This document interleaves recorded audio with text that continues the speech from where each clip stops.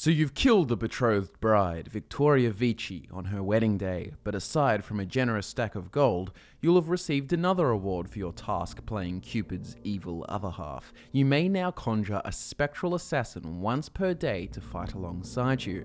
Astrid says, with Vici's murder, you've stared us down a path the Dark Brotherhood hasn't travelled in centuries, the assassination of an emperor, and now your reward. A unique spell to summon a legend of the Dark Brotherhood. His soul serves us now in death, as his body once did in life. Interesting. Whoever this ghost must be, he loves assassination so much that he spends his time in the afterlife dragging other people down with him. And we get confirmation of this ghost's identity as well when we travel with him throughout Skyrim. My name is Lucien Lachance. But who is Lucien Lachance?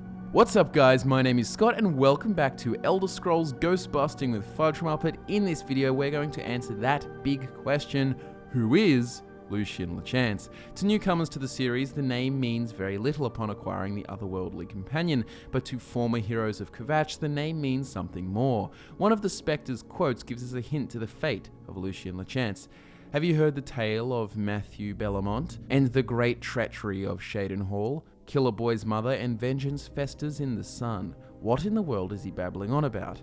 Lucien's name encompasses a great tragedy from centuries earlier, which we will get into right now, starting from the very beginning. We learn from journeying with Lucien's Spectre that during his youth he spent time travelling Skyrim, where he visited the city of Riften and was robbed by a cutpurse. So a fairly typical visit to Riften, all things considered, but it's not in Skyrim where Lucien Lachance made a name for himself.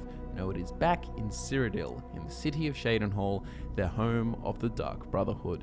Lucien Lachance rose through the ranks of the Dark Brotherhood as a competent killer, and when the former speaker of the organization was killed while fulfilling a contract, Lachance stepped up to fill his shoes. From here, Lucien became the recruiter for the Brotherhood. He took up residence in the once formidable, now abandoned Fort Farragut, just outside the bounds of the city, and then he kept his eyes peeled and his ears pricked for news of worthy murderers likely to make fine additions to the Brotherhood. It is often rumored that those who murder innocents within the borders of Cyrodiil receive the message, your killing has been observed by forces unknown, and whether that message comes as a scrawled note or some kind of telepathic voice, who knows. One thing is for certain, when the hero of Kvatch takes the life of an innocent in his travels, he will be visited the next time he sleeps, and here is where we first see the elusive Lucien Lachance, and this time it is in the flesh. No summoning, no soul without a body, the living, breathing man himself. He gives off quite the creepy vibe upon first impression. He'll be right there, lurching over the bed, ready to comment about how soundly the recruit sleeps. And then, when asked who he is, he will say, I am Lucien Lachance, a speaker for the Dark Brotherhood, and you are a killer, taker of life, a harvester of souls. Your work, your deathcraft, pleases the Night Mother, and so I come to you with an offering, an opportunity to join our rather unique family. And he has quite the recruitment pitch when asked more about the organization, the Dark Brotherhood. Have you not heard of the Dark Brotherhood? Of the remorseless guild of paid assassins and homicidal cutthroats?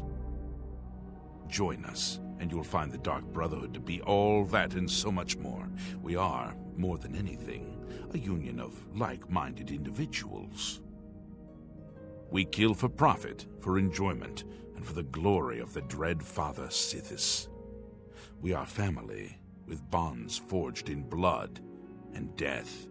Well, if that doesn't have your interest piqued, I don't know what will. After the hero proves his worth by slaying Rufio, Lachance will say, We must now take our leave of each other, you and I, for there is much work to be done. I'll be following your progress. Welcome to the family. And just like that, Lucien Lachance has lured some fresh meat into the most morally misguided guild in Tamriel. For a while, Lucien returns to his tasks at Fort Farragut, but he soon calls upon the hero of Kvatch and the other members of the Brotherhood to weed out a traitor within their ranks. See, the Black Hand is the ruling body of the Dark Brotherhood, made up of 4 speakers representing fingers and a listener representing the thumb. Each speaker employs a silencer to act as the nail to their finger. It just so happens that the Dark Brotherhood has been infiltrated, and Lucien and the Black Hand are savvy to the fact. The traitor is linked somehow to the Shaden Hall Sanctuary, so any of the members could seek to betray the Black Hand for any reason.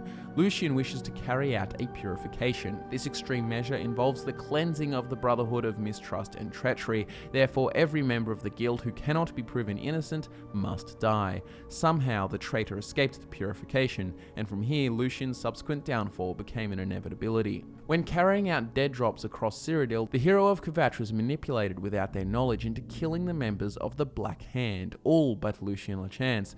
With the knowledge that the hero must have been following orders and only one Black Hand member escaping assassination, it became pretty damn obvious who was at fault. Lucien seeks refuge in Applewatch Farm while the hero investigates the true identity of the traitor.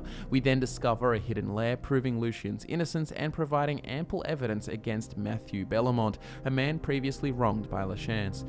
In Bellamont's hideout, which is strewn with the bodies of tormented victims and coated in dried blood, his diary tells the blood-curdling truth of the situation. "It's all right, Mother. It's almost over. I'm close. So very close. How long have we struggled? How long have we waited? Too long, I know. But it's almost over. I promise. Kill him. Kill him. Kill him," repeated over and over again. "Mummy, Mummy, as you lie, the dark man comes and makes you die. My daddy's hands are red with guilt because he killed the life we built." Matthew's insane ramblings continue as he proceeds to speak of his desires to see Lucien killed. He plans to rend the head from the Night Mother's body, just as Lucien Lachance had once done to his mother. The motive is revealed. He confesses to switching the dead drops left for the hero of Kvatch, and then Lucien would suffer just as his mother had. Maybe it was not too late to save Lucien. The diary would absolve Lachance and condemn the true traitor. But alas, when the hero of Kvatch returns to Applewatch Farm, the mutilated corpse of Lucien Lachance can be found dangling from the rafters of the barn.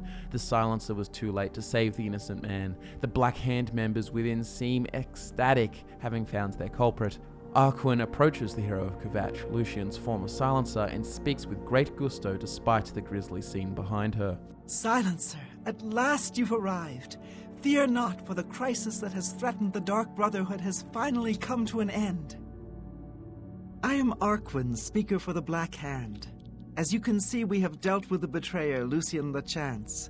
No longer will you serve as his puppet." "It seems Lachance wanted revenge against the Dark Brotherhood for some reason, and used you to do his dirty work. But now we can begin anew. I bestow upon you the title of Speaker. You will take Lucien Lachance's place on the Black Hand. Welcome." And to add insult to injury, we can't even speak to Bellamont, the true traitor, grinning like a sick monster, and he will revel in his achievement. "You should take some time to admire his corpse. It really is a thing of beauty. The punctures and slashes are almost poetic." And so the loyal Lucien Lachance was murdered in horrific fashion for crimes he did not commit, and despite the Night Mother revealing the truth to the Black Hand, Lachance was beyond saving. From that day on, he was remembered by the Night Mother as a loyal servant to Sithis, the epitome of everything the Dark Brotherhood stood for. His soul lay in rest for 2 centuries, kept safe in the void of Sithis so that he may serve the Brotherhood in death as he did in life, and that is why he is granted to the new listener of the Dark Brotherhood in Skyrim. From here, he will aid the listener in combat, offering advice and insights throughout their travels, and having the soul of a long-dead man readily available is just as fascinating as you'd think. Lachance is full of anecdotes and not the boring kind. He speaks openly of the void, fearlessly claiming that there is no pain in the void when he enters battle alongside the listener. Despite all that has occurred, the wronged man does not seem bitter. Instead, he is eager to serve the Dreadfather. The afterlife has not wavered Lucien's loyalty to the cause, and he proves to be just as stellar a servant as ever before. So when that fateful day comes and you assassinate the Emperor of Cyrodiil and bring glory to the Dark Brotherhood, remember to tell your spectral assassin companion, for no one will be more pleased. You stand now at the precipice of the void. I am reminded of another listener, a protege I knew long ago. So long ago. And there you have it, guys, the full story of Lucien Lachance, the spectral assassin and servant of Sithis. Skyrim is full of references to the previous games, and few are quite as enjoyable to Oblivion players as this one is. If you enjoyed the video and have fond memories of the Dark Brotherhood, days back in Oblivion, give the video a like, and subscribe for more lore videos just like this. As always, thanks so much for watching, guys. My name is Scott, and I look forward to nerding out with you in the next one.